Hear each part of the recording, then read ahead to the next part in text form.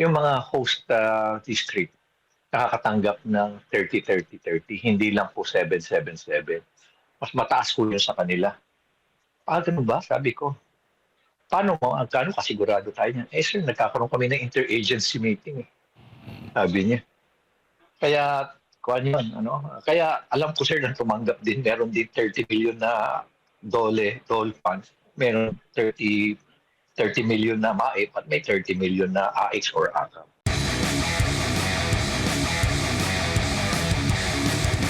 Mayor, alam po ninyo, yung huli nating panayam sa inyo, may sinabi kayong 777. Ngayon naman, itong 30-30-30. Ano ho ba ito, Mayor? Yes, alam mo kasi nung nilalabas ko yung 777, may kumontak sa akin. Sabi niya sa akin, Sir, are you aware of the 30-30-30? Sabi niya. Sabi ko naman sa kanya, ano yun? Tungkol saan? Kasi sir, dito kami nahihirapan. Kasi kailangan pa namin mag-meet ng mag-conduct ng mga interagency kasi baka magdoble-doble na yung mga beneficiaries. Ganun ba yan? Ano ba? Paano ba yan? Sir, pag may mga nagkakaroon ng kung sino nag-host ng sortie, provincial sortie ni Speaker, yung mga host district nakakatanggap ng 30-30-30, hindi lang po 7-7-7. Mas mataas po yun sa kanila. Ganun ba? Sabi ko. Paano mo? Gaano kasigurado tayo niyan? Eh sir, nagkakaroon kami ng interagency meeting eh. Sabi niya. Kaya, kuha yun, ano? Kaya alam ko sir na tumanggap din. Meron din 30 million na dole funds. Meron 30 million na MAIP at may 30 million na AX or AKAP. Wow. 30 million sa AKAP, 30 million yung sa tupad. Tama ho ba, Mayor? At saka 30 million sa AX. Bukod pa yun sa 777 na nababanggit po ninyo. Ito ho bang nababanggit yung sorties ng Speaker, Mayor? Ito ho ba yung bagong Pilipinas o Servicio Fairs? Yeah. Yes. Kanyan eh. That is the bagong Pilipinas sortie nila. Yung pinopromote nila yung bagong Pilipinas wherein they were giving away yung mga iba't ibang mga monetary funding ng mga iba't ibang mga grupo sa probinsya, sa mga provinces. Pero yung binibigay nila doon sa mga kababayan natin, napakaliit lamang kumpara doon sa mga natatanggap ng mga district congressman na nababanggit po ninyo. Totoo naman yan. No? Kasi nga nagiging kumbaga parang personal money na nila. At I'm just wondering how they clear this money. Di ba may process ng disbursement ng fund natin, ng government fund? Yun ang nagtataka ko na they can easily disburse this fund na kaya nila ipamigay kagad. Kung kami sa local government nga, dumadaan yan sa prioritization matrix, tapos merong pang budget hearing kami, tapos kailangan pang may lagay yan sa approval pa ng City Development Council. Meron pa yan sa annual investment plan, ilalagay mo pa yan. Ang daming requirements. Hindi ko alam sa kanila, para alam mo, sarili nilang pera na pwede nilang ipamigay na lang basta-basta eh. Taxpayers money, pera ng bayad. And they would demand that mag-thank you ka sa kanila, pasalamat ka sa kanila, palabasin nila na akala mo sarili nilang pera. Now when in fact, niluluto lang tayo sa sarili na natin mantika dahil yun yung mga taxes na binayaran natin eh. At ganun-ganun na lang nilang gastusin. Nakakalungkot isipin. Opo, Mayor. At ang ano dito, napakalaking halaga at ang daming mga sorties na nangyari noon. At syempre, maraming congressman din o sinasabi po ninyo ang sumasama kay Speaker. Bawat isa sa kanila, every time may nagkakaroon ng itong bagong Pilipinas Servicio Fair, nakakatanggap ng ganitong kalaking halaga, Mayor. Yes, oo. 777. Yun yung mga hindi taga doon. Pero yung host na distrito, 30-30-30. Naku, saan kaya galing itong pondong ito, Mayor? Napakalaki na natatanggap ng mga mambabatas. Apparently, ito yung mga unprogrammed funds. Ito yung mga unprogrammed funds na immediately pwedeng nasosource kagad ng Office of the Speaker.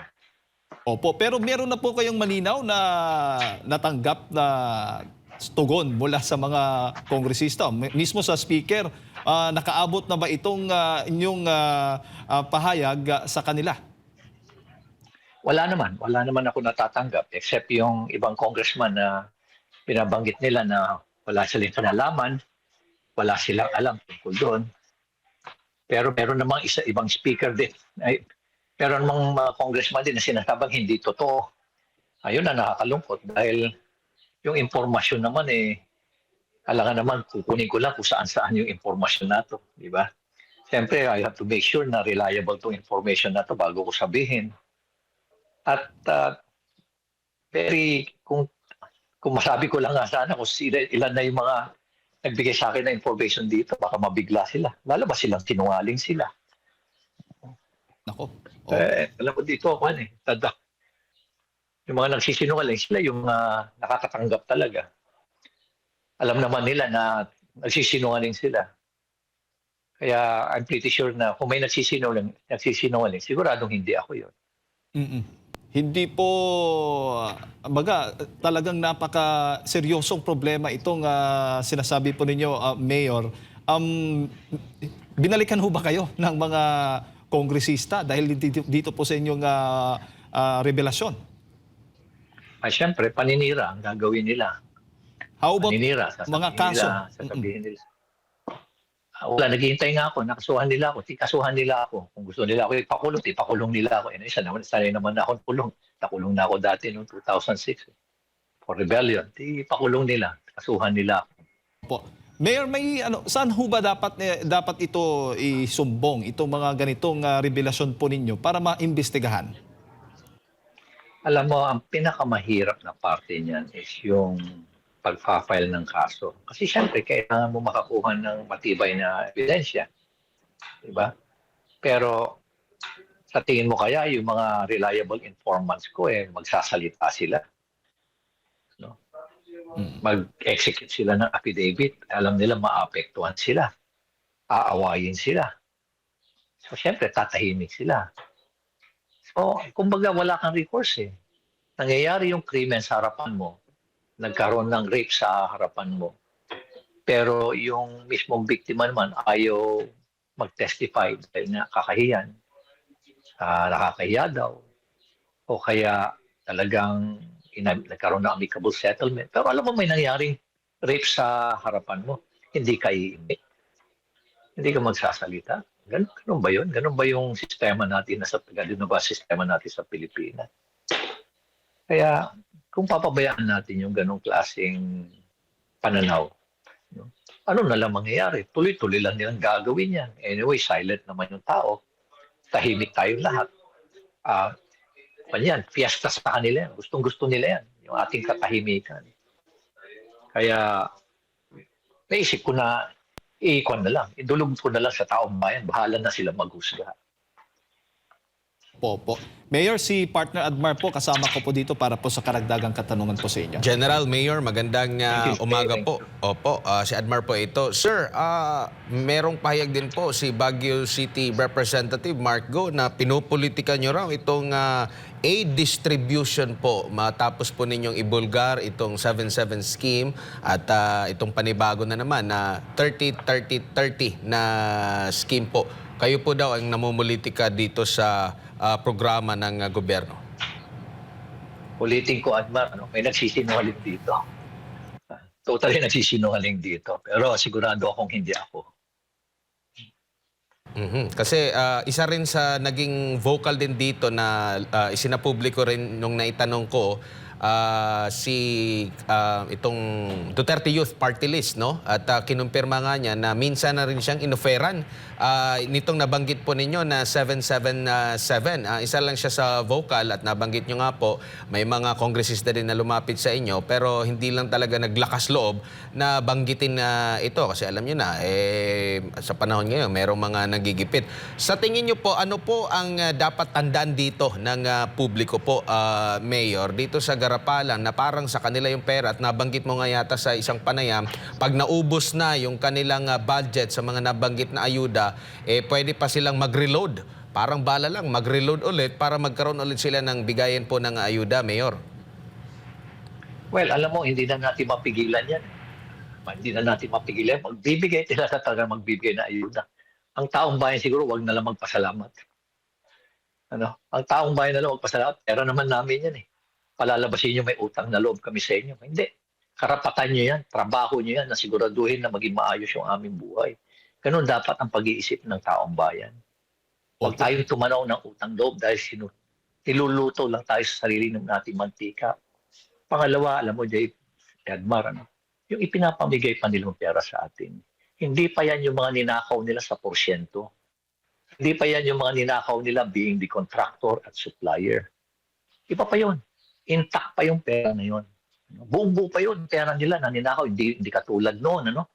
Na kung ano ninakaw nila, pagdating na election, gagastusin nila. Ito, ngayon, hindi, intact yan. Ang binapamigay nila sa atin ngayon, ito yung mga ayuda pa lang, na nakuha pa lang nila, na natanggap pa lang nila galing sa Office of the Speaker. Yan pa lang yon. So, kita mo, matindi na talaga yung corruption na nangyayari. Matindi na. Ganyan na yung level, extent, and depth ng corruption. So, tatahimik na ba tayo? Pasalamat pa rin tayo sa kanila. Ang inanakaw nila sa atin, 1 milyon, tapos bibigyan tayo ng 2 piso. Tapos magpapasalamat tayo sa kanila, magmamano tayo sa kanila. When in fact, yung pera na yan, pera ng taong bayan, yung taxpayers' money. Opo, Mayor. Huli na lang, Mayor, no? Dahil speaking of pera ng bayan, merong bagong revelasyon din tungkol doon sa blankong items o mano sa BICAM report ng 2025 national budget. Kayo ho ba, Mayor, naniniwala dito? At ano ho bang masasabi ninyo? Ako natataransan ako. Nagugulat ako na ganyan nakatindi yung kanilang yung lakas ng loob na gawin yan. Totoo nga naman, wala talagang blanco doon sa GAA 2025. Kasi yung pirma ni Presidente, talagang walang blanco na doon. Naayos na yun eh. Pero ang dapat patunan ng pansin, yung BICAM report, which was the basis of the GAA na pinirmahan ni Presidente. Diba? Bakit? Why is it na blanco yun? Yan siguro ang itatanong natin. Why is it na pumirma kayo na alam nyo na blanco? Merong arrangement siguro nangyari.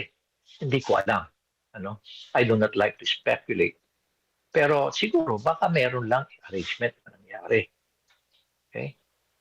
Kaya they were just so complacent. They were just so confident na hindi mapapansin. Alam mo po, lagi-lagi mong ginagawa. Lagi-lagi mong ginagawa yung katiwalian. You feel so confident na akala mo, ay okay lang. Tahimik ang bayan. Gawin na lang natin to, hindi na mapapansin to. Basta importante, abutan na lang natin sila ng pera, tatahimik na yung mga yan. Pera-pera lang naman yung taong bayan na yan. Ganun ang pag-iisip nila. Napansin ngayon. Ulitin ko, totoo nga na wala talagang blanco yung pinirma ni Presidente. Pero why is it na pumirma sila sa resulta ng BICAM report na blanco? Na ipinapakita. Ako naman nakikita ko yung pinapakita sa akin. Hindi na maglalakas na loob itong mga nagpapakita nito. No, yung mga dating mga sila Congressman Ongab, si President Duterte, sila yung iba pang mga nag-examine nun.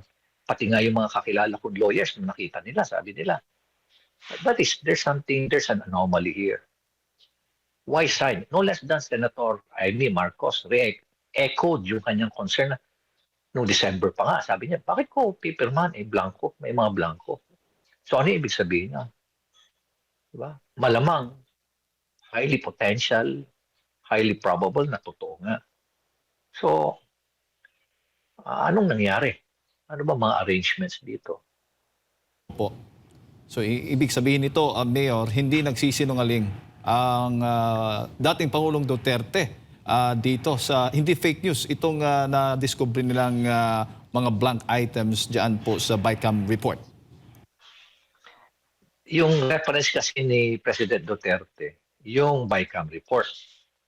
So kung yung reference diyan, meron talaga siyang original na copy o kaya siya may kopya nun. At very reliable din naman yung kanyang mga sources dahil nga dating ang mga nasa appropriations alam niya kung ano sinasabi niya. Hindi naman basta magsasalita yan si President Duterte nang wala siyang katibayan. Di ba? In the same manner na si President Marcos, nagsasabi rin ng totoo na wala talaga yung GAA, na blanco yung GAA kasi yun ang tinirmahan niya Nalagyan na yon. Kumbaga, mga buo na yon. Pero siguro, ang pagtuunan natin ng pansin, pag-usapan natin yung BICAM report. Ano ba talaga ang totoo doon sa BICAM report? Kung sinasabi ng ibang mga mambabatas na, ay walang blanco eh. Di pakita nyo na walang blanco talaga yung BICAM report. Doon tayo sa BICAM report. Huwag natin tingnan yun sa GAA. Po. So totoo yung sinabi ni Vice President Sara Duterte noon, kung maalala po ninyo, na may 2 tao lang sa Pilipinas ang nagde-decide sa pondo ng bayan. Alam mo, I'm inclined to support that eh. Kasi based doon sa mga narinig ko, binanggit sa akin, eh talagang ganun nga yung nangyayari. Na may truth no sinasabi ni Vice President Sara. So, mananahimik na lang ba tayo? Tatahimik na lang ba tayo na alam na natin na something is wrong with the way they are doing things? They're managing our finances. Tatahimik na lang ba tayo? Alright. Mayor, maraming salamat po sa inyo pong oras at sa pagbibigay po ninyo ng impormasyon para sa ating mga kababayang nanonood po sa mga oras na ito. Mabuhay po kayo. Ingat po. Maraming salamat, Jay. Maraming salamat, Admar.